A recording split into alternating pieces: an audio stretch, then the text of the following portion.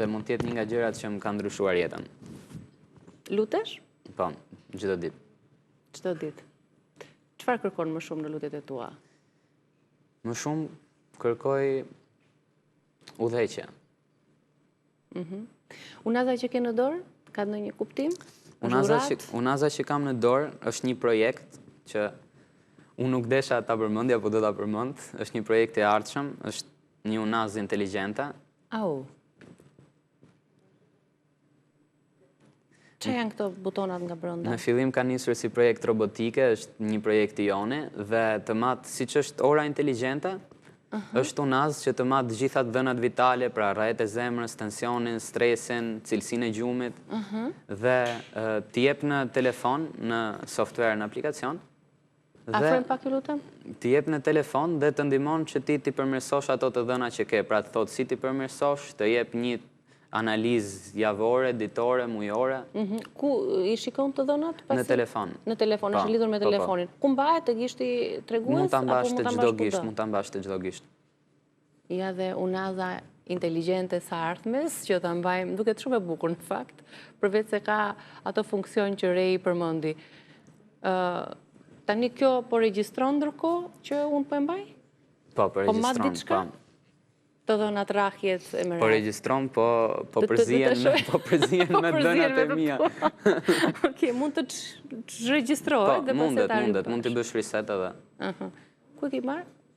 Unë e kemi bërë vetë. Është e krijuar pra. Ku e ke marrë? Domethënë ku e keni prodhuar, se ishte pyetja e.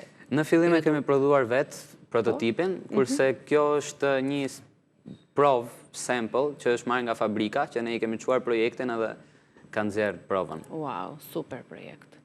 Shumë faleminderit. Shumë suksese. Thjesht do investim të madh.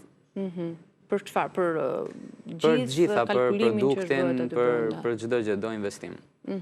Jeni munduar, se vazhdon regjistron të dhënat e mia, jeni munduar që të kërkoni investitor për këtë projekt? Po, vazhdojmë kërkojmë. Si u janë përgjigjur? Shumë mirë, kanë pasur një qasje shumë pozitive.